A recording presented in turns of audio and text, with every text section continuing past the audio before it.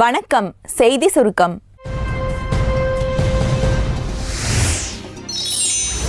மாசம் 1500 ரூபாய் கொடுக்கப்படும் அப்படின்னு அதிமுக அறிவிச்சிருக்கு.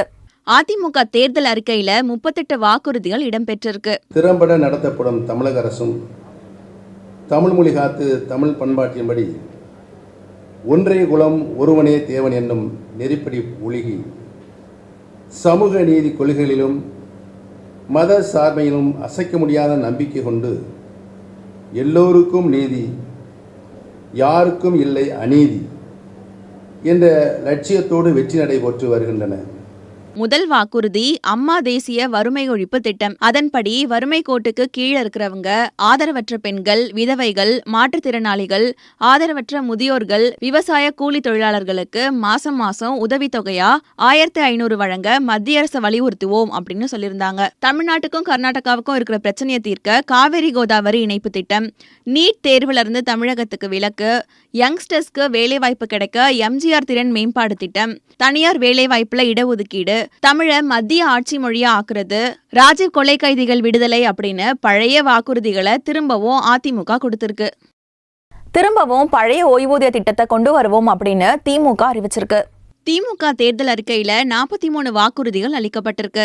மத்திய இணை ஆட்சி மொழியாக தமிழ் மொழியை அங்கீகரிக்க சட்டம், விவசாயத்துக்கு தனி பட்ஜெட்டு, மத்திய அரசோட வரி வருவாயில 60% மாநிலங்களுக்கு வழங்கப்படும், அரசு ஊழியர்களுக்கு பழைய ஓய்வூதிய திட்டம், பெட்ரோல், டீசல், கேஸ் விலைகள் கட்டுப்படுத்தப்படும், கேஸ் சிலிண்டருக்கான மானியத் தொகை பேங்க்ல செலுத்துற முறை ரத்து, தென்னிந்திய நதிகளை இணைக்க நடவடிக்கை, நீட் தேர்வு ரத்து, குறைந்தபட்ச வேலை உறுதி திட்டம் 150 நாட்களா உயர்த்தப்படும், கல்வி கடன் ரத்து, நெடுஞ்சாலையில சுங்க கட்டணம் ரத்து, மதுரை, திருச்சி, சேலத்துல மெட்ரோ ரயில், கேபிள் டிவி கட்டணம் குறைப்பு, பேரறிவாளன் உள்ளிட்ட 7 பேர் விடுதலை, கார்ப்பரேட் நிறுவனங்கள்ல 50 லட்சம் பேருக்கு வேலை அப்படின்னு திமுக தேர்தல் அறிக்கை உறுதியளிச்சிருக்கு.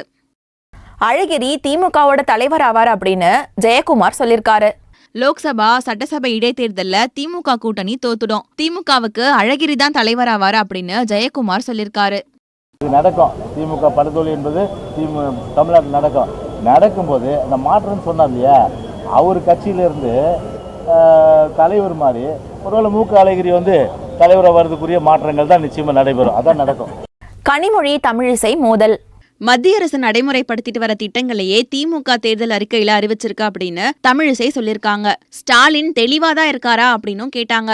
எங்கே இருக்கிறார் தமிழகத்துல இருக்கிறாரா இல்ல நினைவாற்றலோடு இருக்கிறாரான்னு தெரியல.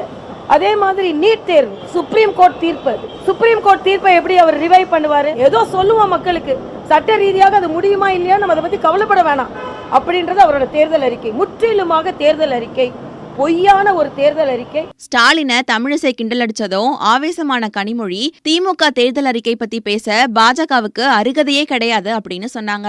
33% பெண்களுக்கான இடஒதுக்கீட்டிலிருந்து ஆரம்பித்து வெளிநாட்டில் இருக்கக்கூடிய கருப்பு பணத்தை கொண்டு வந்து இங்கே வங்கிகளில் இருக்கக்கூடிய மக்களுடைய கணக்குகளை நான் போடுறேங்கிறது வரைக்கும் எதையுமே அவங்க இந்த மக்களுக்கு கொடுத்த எந்த வாக்குறுதியையும் இந்த 5 ஆண்டுகளில் பிஜேபி நிறைவேற்றவில்லை.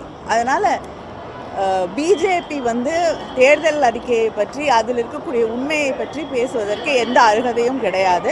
பணம் கொடுக்க உள்ள வராதீங்க. சட்டசபையோ லோக்சபாவோ இடைத்தேர்தலோ எந்த தேர்தல் வந்தாலும் பணம் கொடுத்தா மக்கள் கிட்ட இருந்து ஓட்டுகளை வாங்கிடலாம் அப்படின்ற எண்ணம் தான் அரசியல் கட்சிகள் கிட்ட ஏற்பட்டிருக்கு. ஆனா இதுக்கு எதிராக இருக்காங்க சென்னை ஈசிஆர் மக்கள். கொட்டிவாக்கம், ஈஞ்சம்பாக்கம் பகுதியில ஒட்டப்பட்டிருக்க பேனர் தான் அதுக்கு காரணம். ஓட்டுக்கு பணமோ பொருளோ கொடுத்தா தேர்தல் அதிகாரிகள் கிட்ட புகார் அளிக்கப்படும் அப்படின்னு அந்த பகுதி மக்கள் எச்சரிச்சிருக்காங்க. அவங்களோட ஏரியால நல்ல ரோடு, குடிநீர், மின்சாரம், பாதாள சாக்கடை, இப்படி இந்த வசதிகள்லாம் செஞ்சு கொடுக்கணும் அப்படின்னு வலியுறுத்தி இருக்காங்க. பரிசு பொருட்கள், அப்புறம் இந்த சேலை வேட்டி கொடுக்குறோம், அந்த மாதிரி சில இதுங்க பணமா கொடுக்கறது, இந்த மாதிரிலாம் எங்களால நாங்க அனுமதிக்க மாட்டோம். போட்டுக்காக காசு யாரு கொடுத்தாலும் நாங்க அடிச்சு விரட்டுற அளவுக்கு இந்த இடத்துல நாங்க எல்லாரும் தயாரா இருக்கோம். வாக்களிப்பது நம்மளோட ஜனநாயக உரிமை, கடமையும் கூட. So save the date, April 18. இது போல மேலும் பல தகவல்களுக்கு தினமலர் யூடியூப் சேனலை சப்ஸ்கிரைப் பண்ணுங்க. பக்கத்துல ஒரு பெல் பட்டன் இருக்கும், அதையும் கிளிக் அப்படின்னு அழுத்திட்டு Facebook, Twitter, Instagramல எங்களை ஃபாலோ பண்ணுங்க.